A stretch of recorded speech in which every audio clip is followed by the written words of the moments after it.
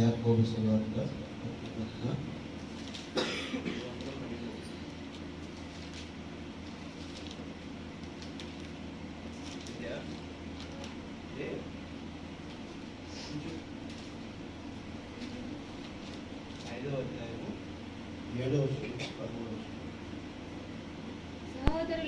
సహోదరులారా, ప్రభువు రాకడ వరకు ఓపిక కలిగి ఉండుడి. చూడండి, వ్యవసాయకుడు తొలకరి వర్షమును కడవరి వర్షమును సమకూడు వరకు విలువైన భూఫలము నిమిత్తము ఓపికతో కాచుకొనుచు దాని కొరకు కనిపెట్టును కదా. ప్రభువు రాక సమీపించి ఉన్నది కనుక మీరును ఓపిక కలిగి ఉండుడి.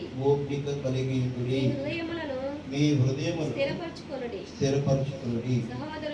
సహోదరులారా, మీరు తీర్పు పొందుకుంటూ నిమిత్తము ఒకరి మీదనొకడు సనగకుడి. ఇదిగో న్యాయాధిపతి వాకిట నిలిచి ఉన్నాడు. నా సహోదరులారా, ప్రభు నామమున బోధించిన ప్రవక్తలను శ్రమానుభవమునకు ఓపికను మాదిరిగా పెట్టుకొనుడి. సహించిన వారిని ధన్యులనుకొనుచున్నాము కదా. మీరు యోబు యొక్క సహనమును గూర్చి వింటిరి కదా. ఆయన ఎంతో జాలియు కనికరమును కలవాడిని మీరు తెలుసుకొని ఉన్నారు. నా సహోదరులారా,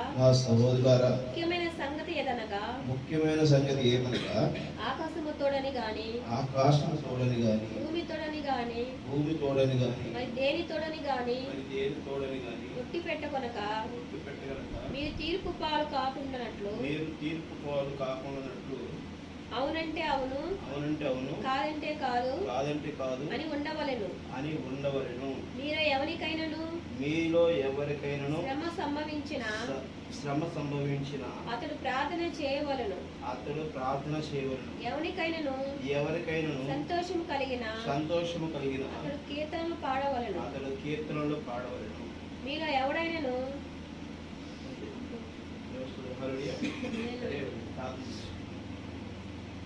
పరలోకమైన తండ్రి, పరిశుద్ధమైన తండ్రి, మిక్కిలిగా ప్రేమించిన నా దేవ, మీకు వందనాలు చూస్తున్నాం మా తండ్రి.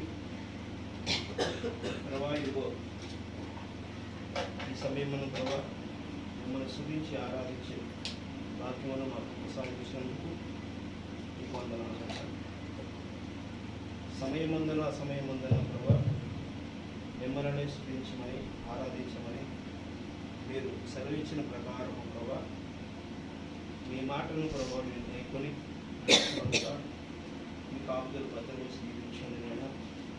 ప్రభా, ఇదిగోనైనా ఈ చివరి దినాలలో మేము బాధ్యతగా మీ యందు భక్తి కలిగి, నమ్మకం కలిగి, విశ్వాసం కలిగి, తగ్గింపు కలిగి ప్రభా మీ నామాన్ని స్తుతించి ఆరాధిస్తూ ప్రభా మీరు బోధించిన ప్రతి ఒక్క వాక్యమును మేము గైకులు నడుపుకు ప్రభా ఆ శక్తి జ్ఞానాన్ని మాకు దయచేయకుండా కోరుకుంటూ ఈ యొక్క ప్రభా సమయం మీకు అప్పగించుకుంటూ మీరే రంగం మీదకి వచ్చి నాతోనూ మాట్లాడమని, సంఘంతోనూ మాట్లాడమని వేడుకుంటుగా మీ నామములో ప్రభా ఆశీర్వాదం దీవించండి. యేసుక్రీస్తున్నాను అడిగి వేడుకుంటున్నాను.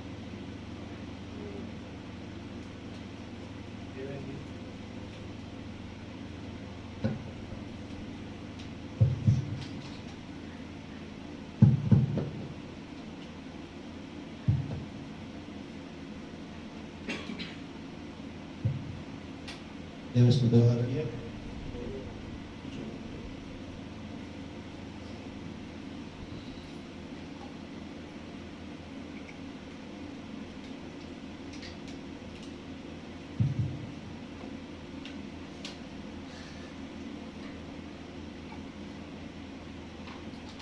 దేవుడు మనకి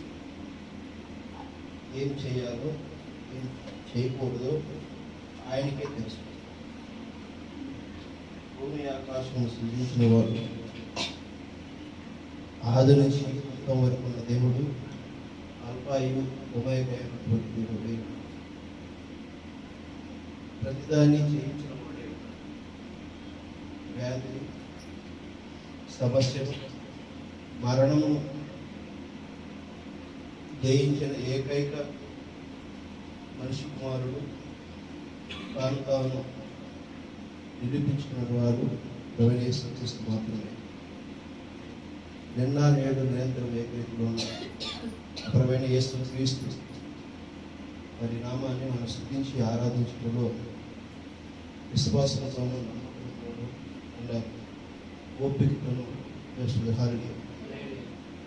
మనము దేనిని కలిగి ఉండాలనుకుంటున్నామో దానిని మనము పొందుకున్నటకు సహనము, ఓపిక, నమ్మకము, బాధ్యత, ఒకరి పట్ల ఒకరికి ప్రేమ, గౌరవం కలిగి ఉండాలనేది వాక్యము ఎప్పటికప్పుడు నీకు నాకు రుజువు చేస్తుంది. గడిచిన వారం ఒలివల పండుగ గురించి మాట్లాడాలనుకుంటున్నాం. మన ఏ స్థితిలో ఉన్నామో ఏంటో అనేది విషయాన్ని మనం గుర్తు చేసుకుంటాం. మరి అంత కఠినంగా అంత మీతో మాట్లాడుతున్నానని మీరు అనుకుంటారేమో, కానీ వాస్తవంగా సమయం మనకి వస్తుంది. దేవుడు ఏం చేస్తున్నాడంటే, ఏనుగుని సూది రంధ్రంలో నుంచి కూర్చి వచ్చనేమో కానీ ఒక పాపని పరలోక రాజ్యంలోనికి వెళ్ళటం సాధ్యం కాదు అనుకుంటున్నాను. అంటే మనము సింపుల్గా పరలోక రాజ్యానికి వెళతాము అని అనుకుంటే అది అసాధ్యం. పరలోక రాజ్యం అనేది ఏంటి, ఎలా ఉంటుంది అనేది యేసుక్రీస్తు రుజువు చేశాడు.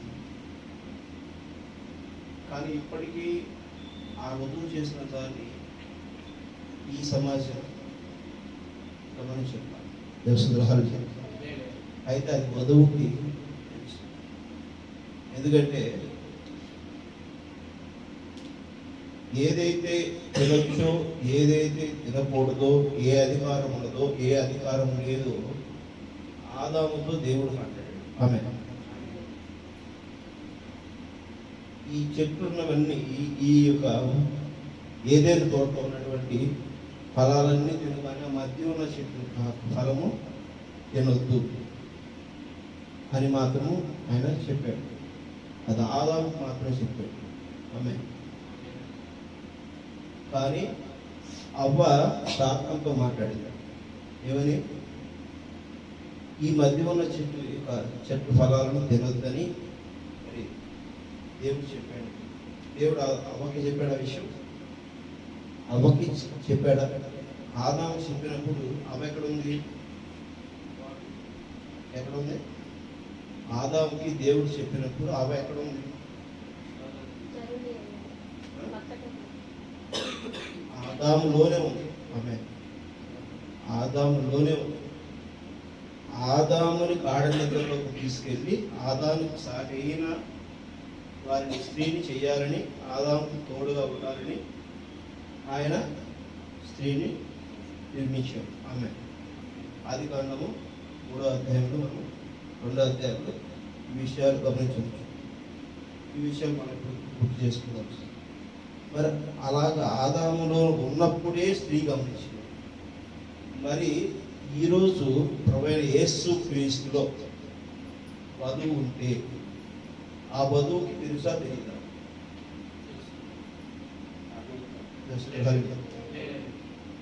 ఆ వధువుకి పరలోక రాజ్యం తెలుసు.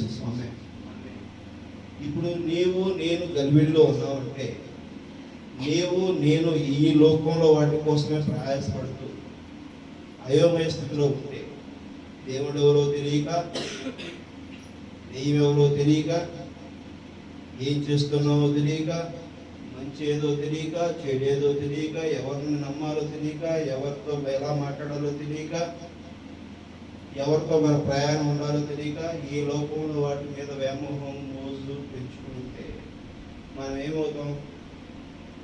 దేవస్తుల హరుడి ఏమవుతాం? గత వారం కూడా మాట్లాడుతున్నాం.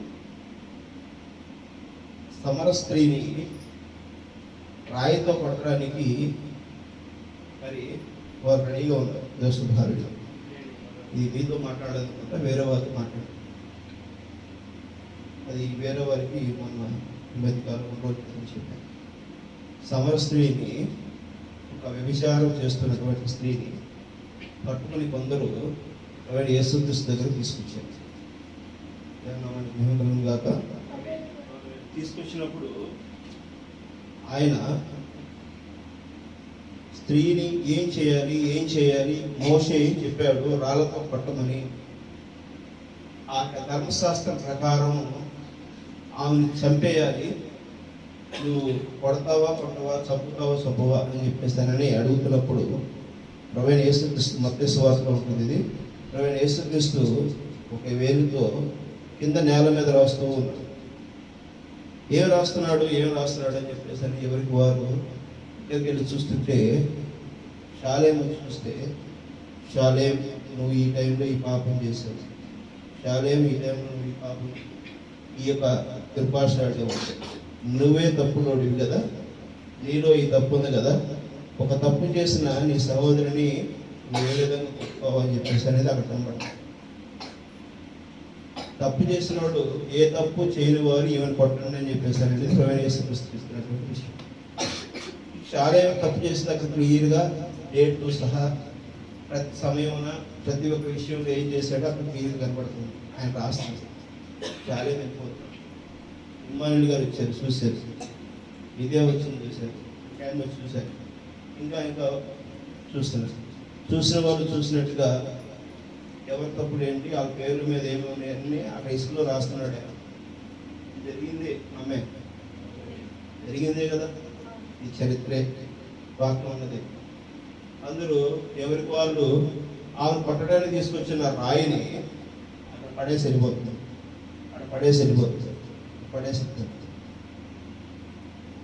అప్పుడు ఆయన అడిగాడు, ఏమ్మా ఇక్కడ ఎవరు లేరా? తల ఎత్తి చూసినప్పుడు ఇంకా ఇక్కడ ఎవరు లేరా అని అడిగాడు. ఆమె ఎవరు లేరు ప్రభువా. ఎక్కడికి వెళ్ళారు వీళ్ళు? అందరూ వెళ్ళిపోయారు ప్రభువా. ఆ మధ్యలో మరలా ఈ తప్పు చేయకు, ఇప్పుడైతే నేను క్షమిస్తున్నావు, మరలా ఈ తప్పు చేయకుండా నువ్వు జీవించుకోవాలి. జరిగిందే కదా ఆమె. మరి ఆ మాదిరిగానే నేను పాపం చేస్తున్నాం.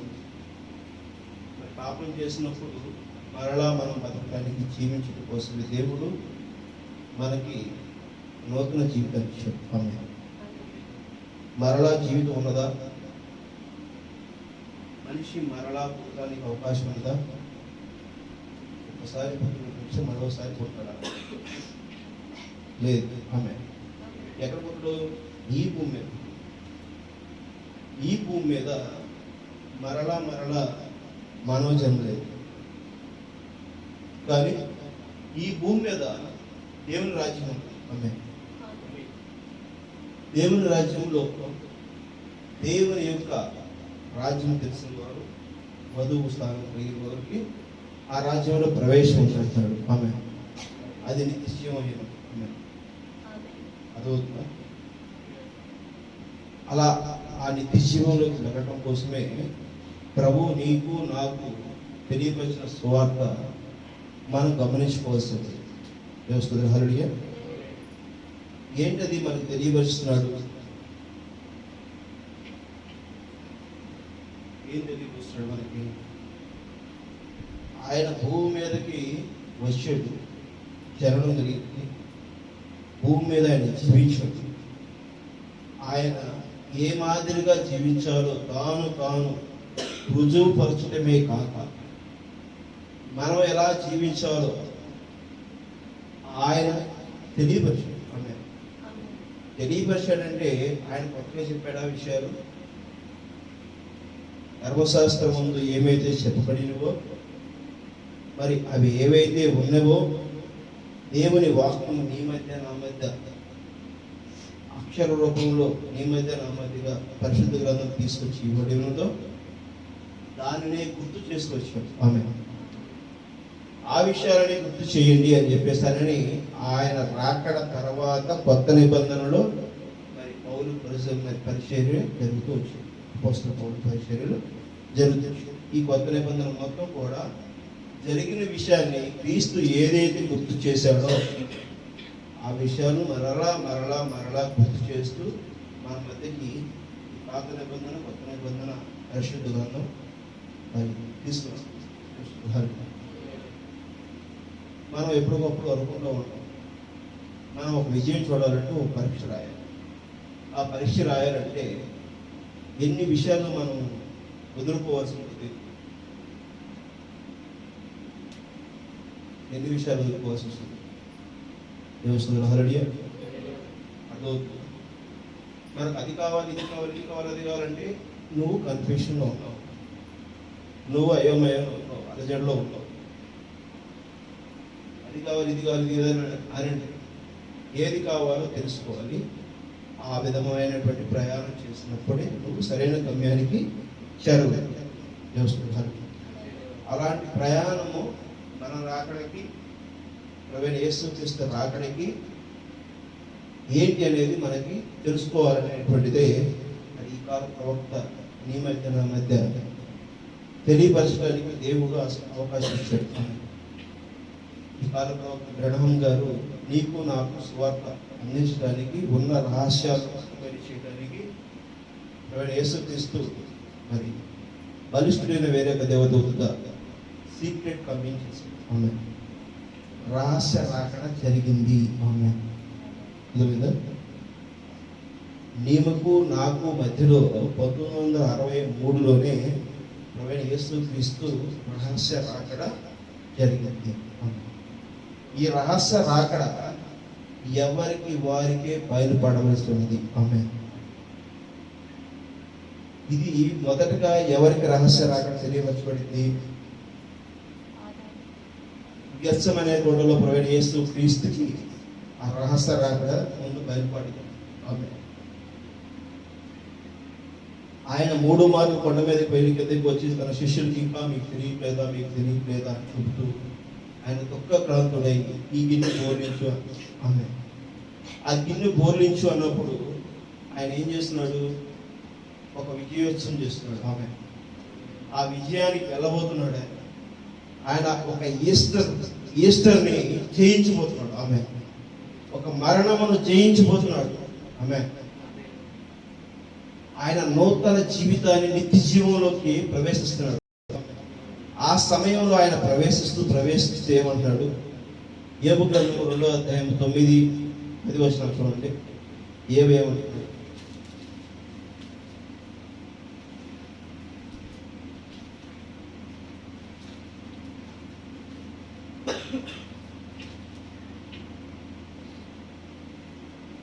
ఈసారి యోబు గ్రంథం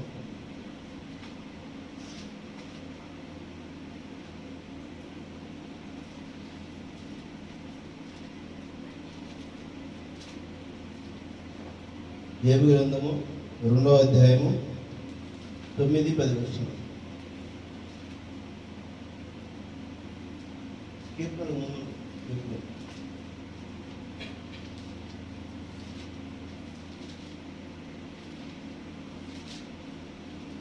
చదువు.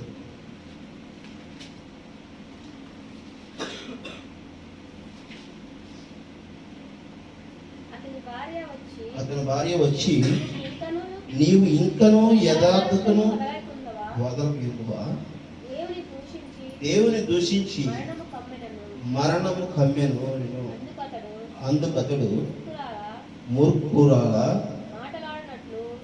మాట్లాడునట్లు నీవు మాట్లాడుచున్నావు, మూర్ఖురాలు మాట్లాడినట్లు నీవును మాట్లాడుచున్నావు. మనము దేవుని వలన మేలు అనుభవించుదమా కీడును అనుభవింపతగదా అని. ఈ సంగతులలో ఏ విషయమందు ఏబు నోటి మాటతోనైనా పాపము చేయలేదు. చేయలేదు. ఆమె మంచిగా మనం స్వీకరించాల్సింది, కీడు కదా అదవుతుంది. దేవుని నామానికి మహిమ కలుగును గాక. ఇక్కడ అంటున్నాడు మరణమే వస్తుంది ఏబు అని తన భార్య వచ్చి అడుగుతుంది. మరణమే వస్తుంది అయ్యా, మనం చచ్చిపోతాము, మన కష్టాలు అయిపోతున్నాయి, మనకి ఇబ్బందులు అయిపోతున్నాయి, మనకు కొరత కలిగి ఉన్నాము, మరలా మనం ఇంకా ఏంటి, ఇంకా నువ్వు దేవుడు అని ఉంటావేంటి? దేవుని నామానికి మహిమ కలుగును గాక.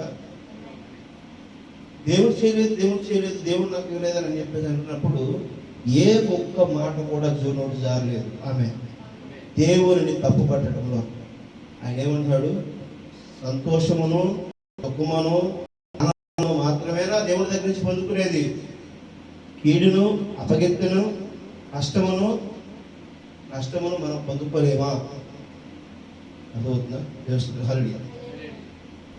ఒక పంట పండించేటప్పుడు సమపాల్లో పంటకి నీరు అందిస్తాం, అవునా కదా?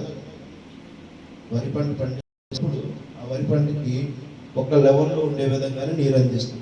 ఏ స్థాయిలో, ఏ కాలంలో, ఎంత ఎదిగిన దానికి దాని సామర్థ్యం తగిన విధంగా మనం అందిస్తాం. దానిని ఎక్కువగా వచ్చిన తక్కువగా వచ్చిన ఆ మొక్క తట్టుకుని తన సాయశక్తుల ఫలాన్ని వృద్ధి చేయడానికి మరి అది కాస్ట్. ఆమె ప్రతి సమస్యను ఎదుర్కొని మనం కూడా నిలబడాలనేటువంటిది ఆ పంట చూపిస్తున్నప్పుడు, ఆ పంటని చూస్తున్న రైతు ఎంత ఓర్పుతో, ఎంత సహనంతో ఫలాలను తీసుకోవాలనుకుంటున్నాడో, ఆ పంటను చేసి తీసుకోవాలనుకుంటున్నాడో, నేను ఆ విధంగానే ఎదురు చూడాలనేటువంటిది మరి యేసుక్రీస్తు నీ మధ్య నా మధ్య వాక్యాన్ని బయలుపోటు చేస్తుంది. ఓర్పుతోనూ సహనంతోనూ నిందారహితుడిగా మనం ఉండాల్సి వస్తుంది. మరి ప్రభువైన యేసుక్రీస్తు రాకడ కోసం మనం కూడా ఆ విధంగానే చూడవలసి వస్తుంది. ఇది సాయంకాల వర్తమానం అని ప్రవక్త చెప్పాడు, అందరికీ తెలుసు. ఆమె మరి సూర్యుడు అస్తమించే టైంలో మరి ఉదయకాలంలో ఏ సూర్యుడిని చూస్తున్నావో సాయంకాలం అదే సూర్యుడిని చూస్తావు. అవును కదా?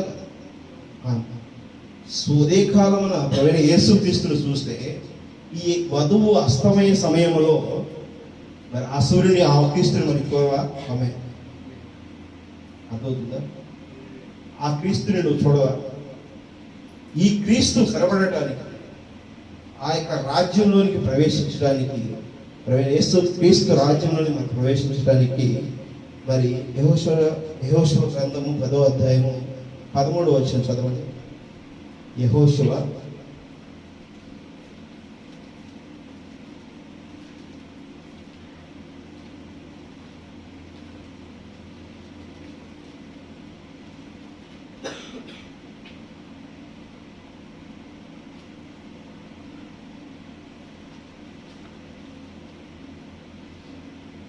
యెహోషువ 10వ అధ్యాయం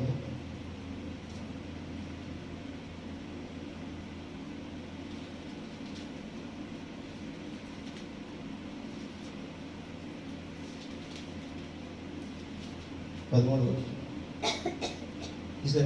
సూర్యుడు ఆకాశ మధ్యమున నిలిచి ఉండు. ఎక్కడ ఉంది? 13. సూర్యుడు ఆకాశ మధ్యమున నిలిచి ఉంచు, ఆకాశము మధ్య నిలిచి ఉంచు, ఇంచుమించు ఒక నాడెల్లా అస్తమింప త్వరపడలేదు. దేవసుధహరణ ఇంచుమించు ఒక నాడల్లా అస్తమయం కనపడలేదంట. ఆమె దానియేలు 12:13 చూడండి. దానియేలు 12:13.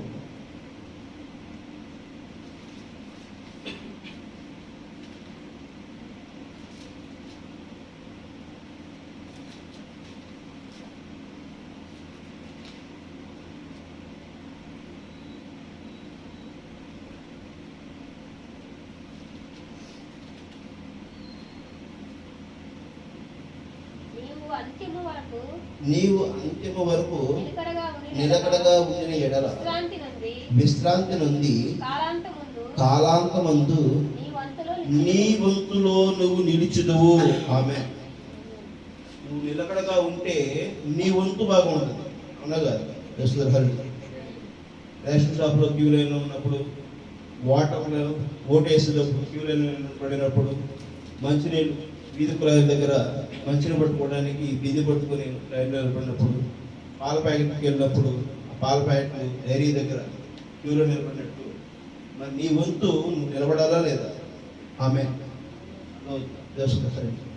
నీవు విశ్రాంతి దినమున కాలము అంతా ముందు, కాలమంతం అంట. ఈ కాలమే అంతమవుతుంది. ఆమె ఈ యుగమే అంతమవుతుంది.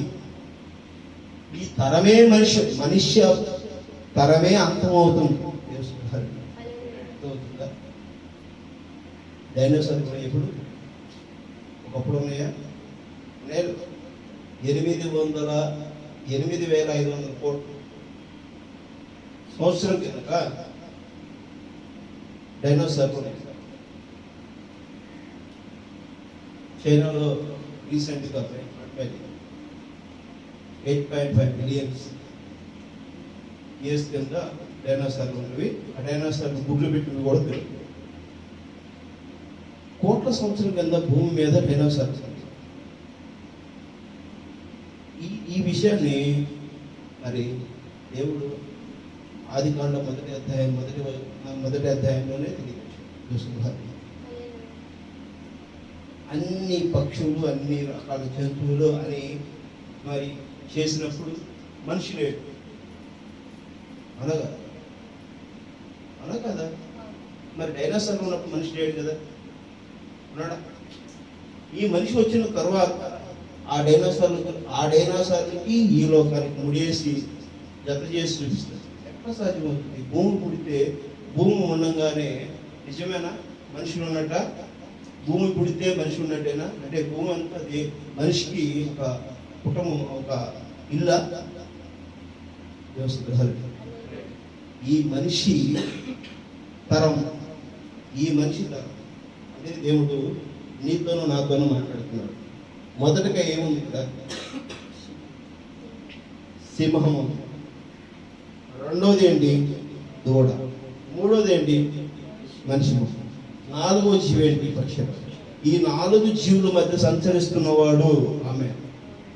ఈ 4 జీవులను కలిగి ఆయన చుట్టూరు సంచరిస్తున్నాయి 4 జీవులు. ఆయన సింహాసనం.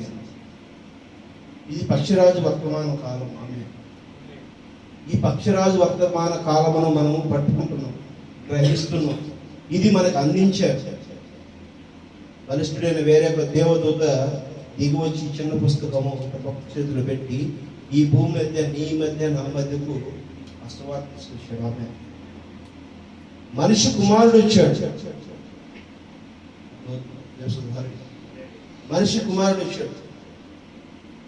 మనిషి కుమారుడు రాకముందు ధర్మశాస్త్రం వచ్చింది. ధర్మశాస్త్రం ముందు ఆదాము వచ్చాడు, మనిషి వచ్చాడు. ఆయన ముందు ఈ భూమి మీద చాలా జీవరాశి అనగా వీటన్నిటిని మనిషి గమనించలేనటువంటి మూర్ఖురాలా అంటాడు. ఇప్పుడు నువ్వు మూర్ఖురాలైన వధువు స్థానంలో ఉన్నావా, మరి తెలియగలిగినటువంటి వధువు స్థానంలో ఉన్నావా? ఆమె ఏం అడుగుతున్నాడు తన భార్య? మూర్ఖురాలు వరే మాట్లాడుకుంటాడు. ప్రభువైన యేసు క్రీస్తు ఈ సంఘానికి, ప్రపంచం మొత్తం వ్యాపించిన వధువు సంఘానికి మూర్ఖురాలు వరే మాట్లాడుకుంటాడు. ఎందుకు? ఏదేదో గలిపిడి కలిగినటువంటి మనసు. అర్థమవుతుందా? అర్థమవుతుందా? ఈనాటి వర్తమానం అర్థమవుతుందా? అర్థం కాకపోతే నన్ను అడగండి. మరలా అయోమయంగా కూర్చొని ఊరికి ఉండదు. ఎందుకంటే నీకు తెలియకుండా నువ్వు దారిలో వెళ్ళలేవు. నీకు తెలిసిన దారిలోనే వెళ్ళగలుగుతావు. ఇది ఎవరికి వారు తెలుసుకోవలసిన దారే.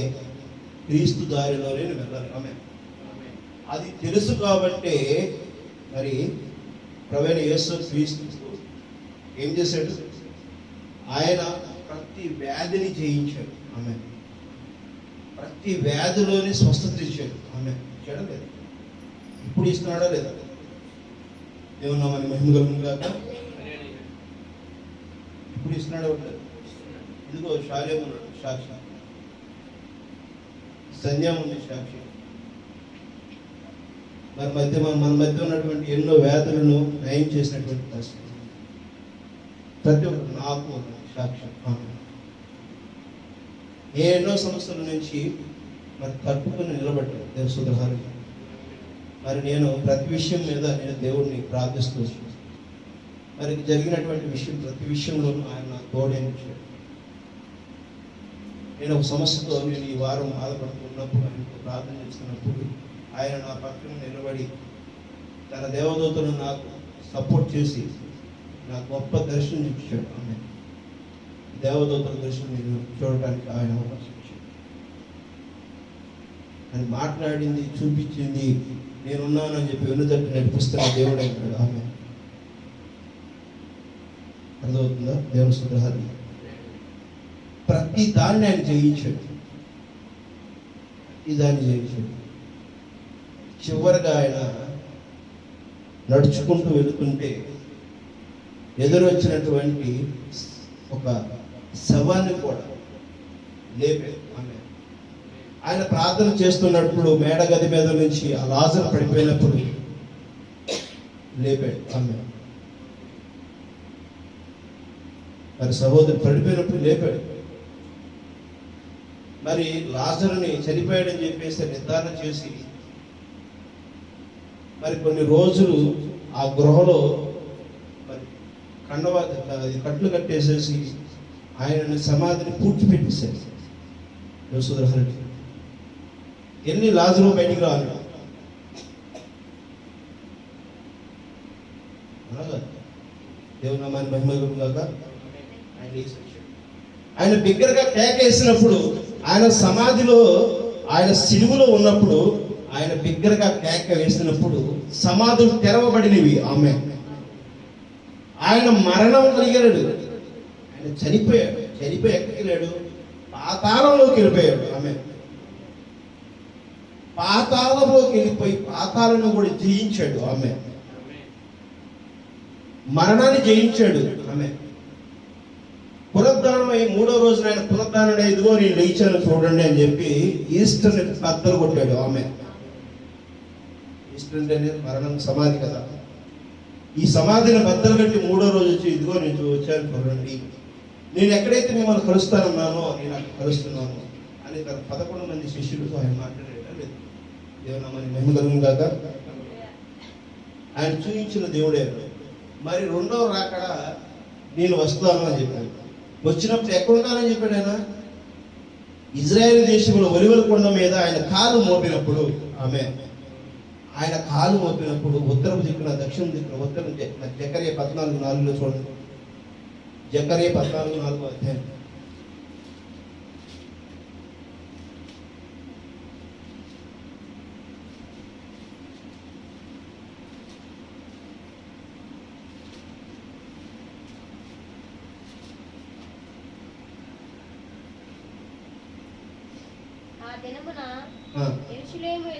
ఆ దినమున యెరూషలేము ఎదుట తూర్పు తట్టున ఉన్న ఒలీవల కొండ పైన ఆయన పాదము మోపెను. ఒలీవ కొండ తూర్పు తట్టునకును పడమటి తట్టునకును నడిమికి విడిపోయి సగము కొండ ఉత్తరపు తట్టునకును సగము కొండ దక్షిణము తట్టుకును జరుగును కనుక విశాలమైన లోయ ఒకటి ఏర్పడుతుంది. ఆమె ఎక్కడ ఏర్పడుతుంది? ఇక్కడ ఆయన పాదము సముద్రం మీద, ఆయన పాదము భూమి మీద. ఆమె ఆదికాండ 1వ అధ్యాయము 2వ వచనంలో భూమి అగాధ జలముల పైన దేవుని ఆత్మ అల్లలాడుతుంది. ఆమె ఆయన అల్లలాడుచడానికి కారణం ఏంటి? సాతాను అవ్వని వెంబడిస్తుంది. ఆమేన్. మరి ప్రకటన గ్రంథం 17వ అధ్యాయం ఏముంది? ప్రకటన గ్రంథం 17వ అధ్యాయం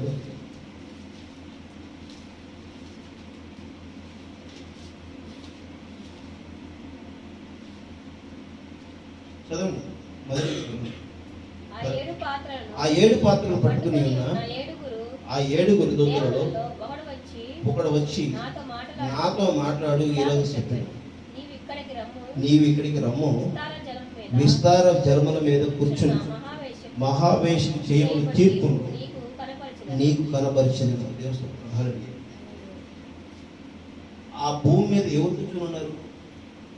విస్తార జలముల మీద ఒక మహావేశం కూర్చున్నారు. దేవస్థానం మహావేశం అంటే ఎవరు? దేవుని మనకి మహిమ కలుగును గాక. మహావేశం అంటే ఎవరు? నిన్ను ఒక అబద్ధంలో తోస్తుంది, ఒక మోసంలో తోస్తుంది, నిన్ను ఒక ఆశలో తోస్తుంది, నిన్ను ఒక వెచ్చిపులో తోస్తుంది, నిన్ను ఒక అహంకారంగా చేస్తుంది, నిన్ను ఒక గర్విష్ఠగా చేస్తుంది, నిన్నుగా గొప్ప చేసే విధంగా చేసేసి నిన్ను ఒక అందంలోని నెట్టుతుంది, ఒక ఆశలోకి నెడుతుంది.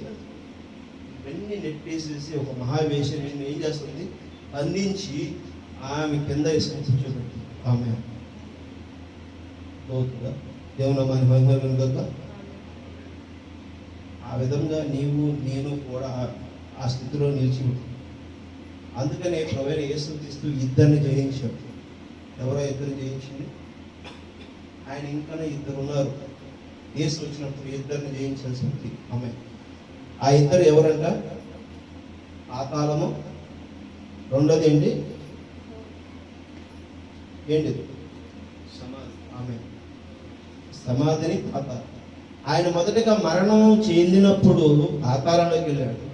పాతాళాన్ని జయించి ఆ సమాధిని బద్దలు కొట్టుకుని బయటకు వచ్చాడు. ఆమె ఆయన బద్దలు కొట్టి బయటకు వస్తున్నప్పుడు ఏమైందంట? ఏమైంది? ఆయన బద్దలు కొట్టి బయటకు వచ్చినప్పుడు ఏమైంది?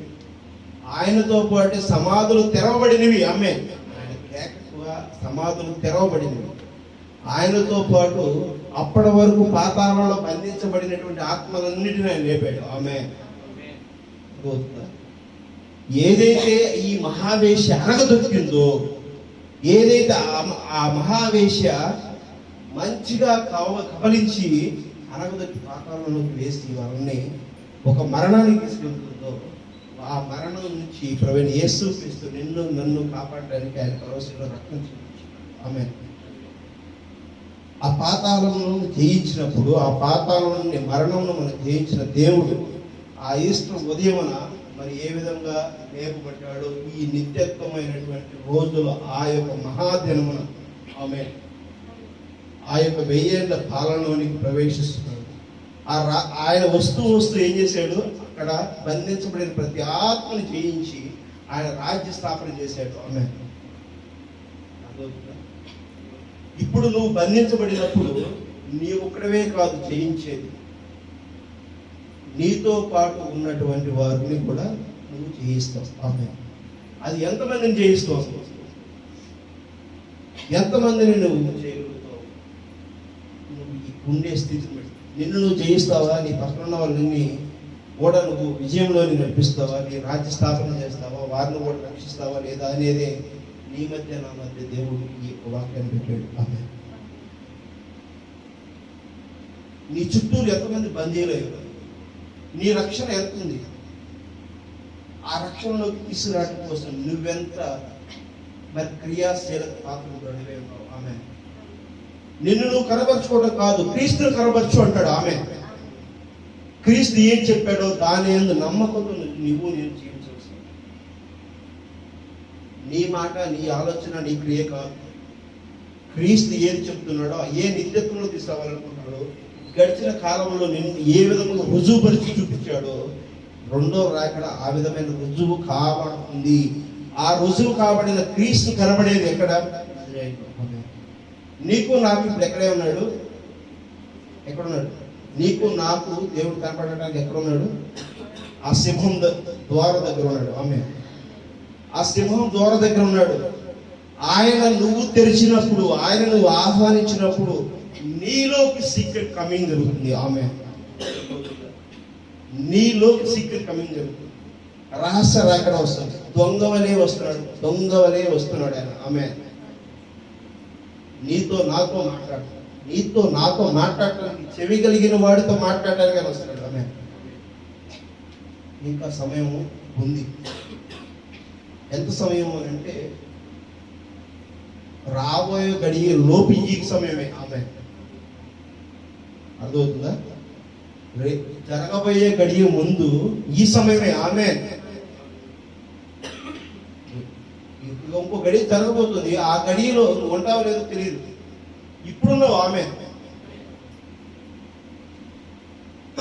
ఇప్పుడు నువ్వు క్రీస్తుతో జీవించు. ఆమె ఓపికగా ఉండు, సహనంతో ఉండు, శాంతితో ఉండు, నిమ్మలంతో ఉండు. దేవుడు ఏది చేసినా నీ కోసం నా కొరకే చేస్తున్నాడు. ఆమె ఎందుకంటే నిన్ను నన్ను ప్రేమించిన దేవుడే ఉన్నాడు. నన్ను వధువుగా నిలబెట్టాలనుకుంటున్నాడు. నన్ను ఆ రాజ్యంలో కొనిపోవాలనుకుంటున్నాడు. నన్ను ఒక రాజ్యం స్థాపించడానికి ఆయన గురిగలిగి ఉన్నాడు. నన్ను ఆయన సింహాసనం మీద కూర్చోబెట్టాలనుకున్నాడు. నీకు తీర్పు తీర్చడానికి, నాకు తీర్పు తీర్చడానికి ఆయన ఇష్టపడట్లేదు. అందుకనే ప్రేమించి నీతో నాతో చెప్తున్నాడు. ఆమె చెవి కలిగిన వాడు వినడు కాక. యోహాను సువార్త 14:19 చూడండి. యోహాను సువార్త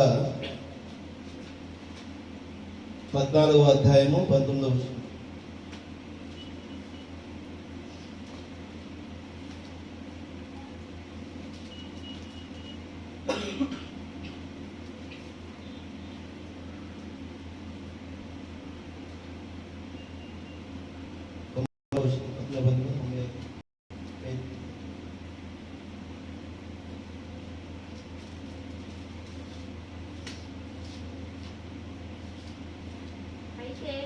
అయితే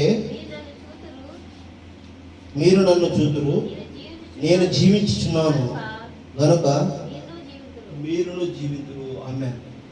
మీరు ప్రభువైన యేసుక్రీస్తుని చూస్తే ఆయన జీవించున్నాడు కాబట్టి ఆయన ఏం చెప్తున్నాడు? నిన్న నేడు నిరంతరం ఉన్నాడు. నేను మీతోనూ ఉన్నాను. ఈ యుగ సమాప్తి వరకు ఉన్నాను. ఈ కాలాంతం ముగింపు వరకు ఉన్నాను. ఆమేన్. అల్పాయుడు నేనే, ఒమేగా. ఆయన నిత్య జీవుడే ఉన్నాడు. ఆయన చూస్తే మీరేమంటారు? ఏమంటారు?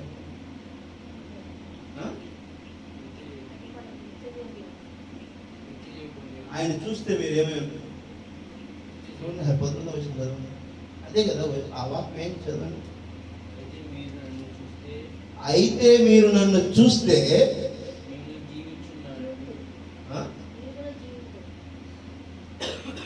అయితే మీరు నన్ను చూతురు, నేను జీవించి ఉన్నాను కనుక మీరును జీవింతురు. ఆమె నిత్యంలోకి ఆయన ఏ విధంగా తీసుకెళ్ళడం కోసం నిన్ను నన్ను ప్రేమిస్తున్నాడు. ఆ నిత్యం ఏంటి అనేదాన్ని మీరు తెలుసుకోవాలి. అది గట్టిగా పట్టుకోవాలి. నమ్మిన దాన్ని గట్టిగా పట్టుకోవాలి. ఆమె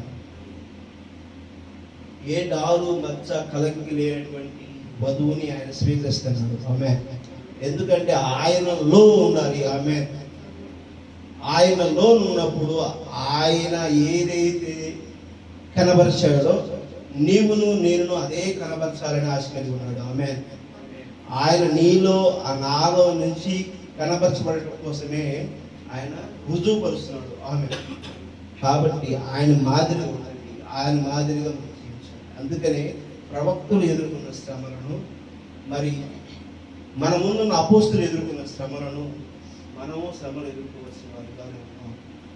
ఆ శ్రమలకి సడలిపోయి మనము సలుపుకుంటూ వెంకమలాడుకుంటూ ఒకరినొకరు మనము కొట్లాడుకోవటము, తిట్టుకోవటము, ఏదో చేసుకుంటూ ఆ సమయాన్ని వ్యర్థపరుచుకుంటూ ఉంటే క్రీస్తుని కనబరచడంలో మనము అవివేకులుగా వాదనాడటం కూడా దేవునికి సరికాదు. ఆయన ఇష్టపడదు.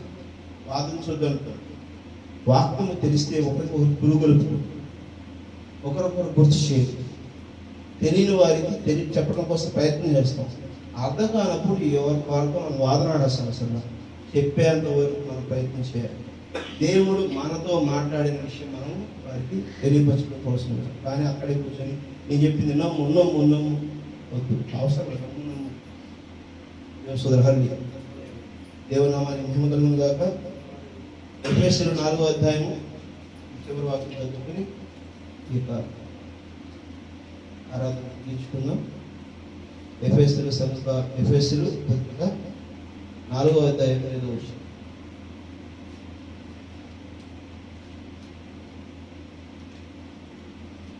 ఎఫెసీయులు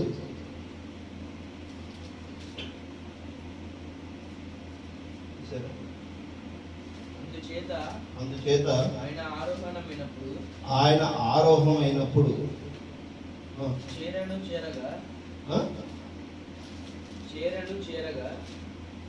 శరణు చేరగా పట్టుకొని పోయి మనుషులకు ఈవులను అక్కడ ఉన్నట్టు చదవాలి. ఎందుకంటే ఏది పడితే చదివితే మళ్ళీ తప్పులు వస్తాయి. ఉన్నట్టే చదువు. అందుచేత ఆయన ఆరోహం అయినప్పుడు శరణు చెరగా పట్టుకొని పోయి మనుషులకు ఈములను అనుగ్రహించునని అని చెప్పబడి చెరగా కష్టాన్ని కష్టంగా, బాధను బాధగా, మరణంగా ఆయన అలానే పట్టుకుని వెళ్ళి పాతాళంలో ఏం చేశాడు? దాన్ని ఛేదించి విజయంలో తీసుకొచ్చి ఆయన ఈములను తీసుకొచ్చిస్తున్నాడు. ఆమె ఈములు అంటే ఏంటి? కానుకలు, బహుమానాలు, ఆశీర్వచనాలు, ఆనందోత్సవం, విజయోత్సవాన్ని ఇస్తున్నాడు. ఆమె ఈ విజయోత్సవం ఎంత ఆర్భాటంతో, ఆనందంతో, ఎంత గెంతులేసే విధంగా ఉండాలి. అందుకనే ఆయన ఏమంటాడు? నీకు కష్టం కలిగితే ప్రార్థన చేయి. ఆమె చెరగా తీసుకెళ్తాడు. ఆమె నీకు కలిగిన కష్టాన్ని కష్టంగానే తీసుకెళ్ళిపోతాడు ఆయన. ఆమె నీకు ఆనందం కలిగినప్పుడు కీర్తన పడి ఆనందోత్సవం చేయండి అంటాడు. ఆమె నువ్వు ఆనందంలో ఉన్నావా? దేవుని స్తుతించి ఆరాధించడం పాటల ద్వారా మహిమపరచు. ఆమె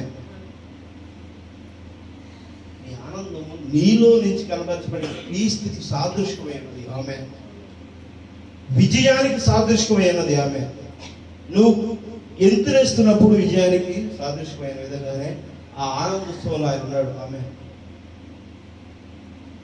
ఆ పక్షులు రేపటి ఆహారం కోసం ఏ విధంగా అయితే చింతించట్లేదు, నేను కూడా ఆ విధంగానే చింతించవలసిన అవసరం లేదు. నీకు కలిగిన యావత్తు చింత నా దగ్గర పెట్టంటాడు, నా మీద నుంచి పట్టాడు. మీ పాప భారంలో మోసుకెళ్ళడానికి నేను వచ్చానంటున్నాడు. ఆమె నిన్ను విజయోత్సవంలో నడిపించడానికి నేను వచ్చానంటున్నాడు. నీ పాపం, నీ మరణాన్ని జయించిన వాడు ఆయన అంటున్నాడు. ఆమె ఆయన నీ ఇక మరణానికి రక్తము వెలకట్టి కొని నేను ఏం చేశాను? నాలో స్వాధీనపరుచుకున్నాను, నాలో ఐక్యపరుచుకున్నాను, నా యొక్క వధువుగా నేను స్వీకరిస్తున్నాను అంటాడు. ఆమె ఆయన ఒక్క మారు చెప్పాడంటే జరుగుతుంది. ఆమె ఆయన ఒక్క మారు నీతో నాతో మాట్లాడాడంటే అది జరుగుతుంది. ఆమె ఆ జరిగేంత వరకు, ఆ ఫలం వచ్చేంత వరకు ఓర్పుతో, సహనంతో వేచి చూడు. ఆమె నీకు ప్రమాణం చేశాడు అంటే, నీకు చేస్తానన్నాడు అంటే అది ఖచ్చితంగా చేస్తాడు. ఆ విశ్వాసంతో నువ్వు నిలబడు. ఆమె ఈ లోకంలో ఉన్నటువంటి వాసి కోసం అవ్వ ఏ విధంగా పడిపోయిందో, ఈరోజు ఆదాము అవ్వలో పడిపోయిన విధముగా ఈరోజు మనిషి కుమారుడు యొక్క భార్య వధువు పడిపోదు. ఆమె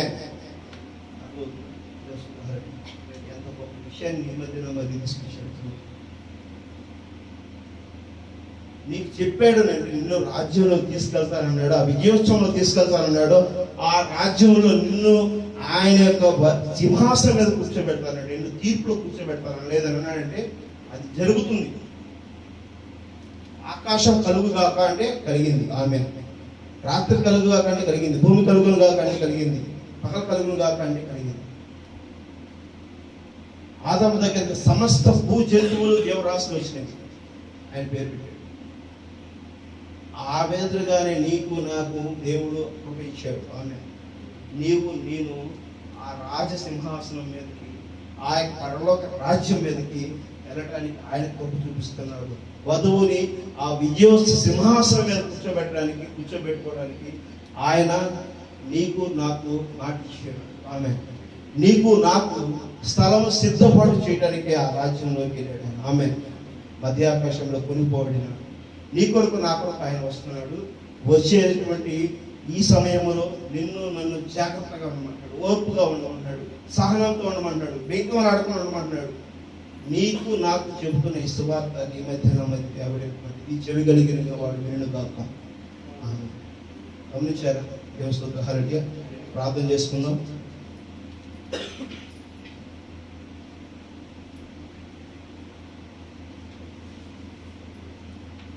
పరలోకమైన తండ్రి, పరిశుద్ధమైన తండ్రి, ప్రభువైన యేసయ్య మీకు వందనాలు, స్తుతులైనా స్తోత్రం తండ్రి, స్తోత్రం. మిక్కులుగా ప్రేమించిన నా దేవా, నా తండ్రి, మీకే వందనాలైనా. ఎటువంటి సాతాన శక్తులు మా మీద ప్రభావితంగా మనం దీవించినందుకు మీకు వందనాలైనా. ఇదిగో ఈ యొక్క ప్రభా, మరి ఈ సమయంలో ప్రభా మీరు మాట్లాడిన ప్రతి మాటను బట్టి మీకు వందనాలు తండ్రి. మీకే కృతజ్ఞతాస్తుతులు చెల్లించుకుంటున్నాం తండ్రి. ప్రభా మేము ఏ విధమైన విజయోత్సవంలో ఉన్నామో ఏమి చేయం మరి ప్రభా ఆయన యేసుక్రీస్తు ప్రభా మా రక్షకుడు మీ ప్రియకుమారుని జయించి ఉన్నాడు ప్రభా. ఆ విషయాలు మీరు మాకు తెలియవచ్చానైనా. ఆ యొక్క పాతాళమును సమాధిని జయించినటువంటి ప్రభా దేవుడే ఉన్నాడైనా. ప్రభా ఇదిగోనైనా ఆ సమాధిలోకి వెళ్ళి ప్రభా పాతాళంలోనికి వెళ్ళి విజయోత్సవంలోకి వచ్చిన దేవుడు ప్రభా నా మధ్య నిలిచివచ్చున్నాడు ఆయన.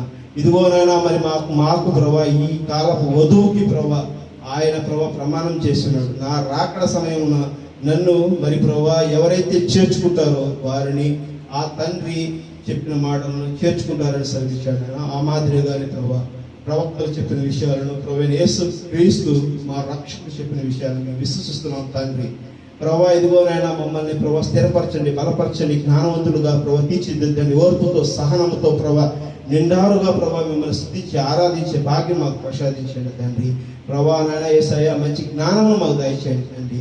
కూడి వచ్చినటువంటి ప్రభా ప్రతి బిడ్డని దీవించండి, సంఘం ఆశీర్వాదం దీవించండి ప్రభా. ఇగో ఈ ప్రార్థన ఏకీభవిస్తున్నటువంటి బిడ్డను ఎవరైతే ప్రభా చెవి కలిగి విన్నారు ప్రభా బిడ్డలందరి కోసం మేము ప్రార్థిస్తున్నాం తండ్రి.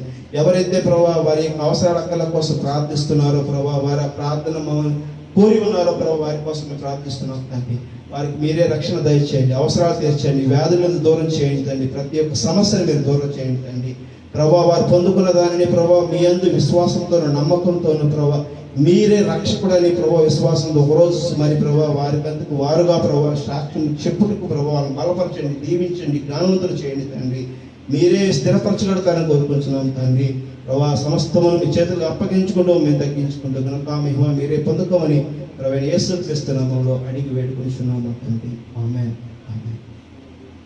కూడి వచ్చిన జనులకు కూడుకున్న మరి పరిశుద్ధులకు ప్రభు యేసు క్రీస్తు కృపా సమాధానము నిన్న నేడు నిరంతరం కలిగి ఉండును గాక. ఆమేన్.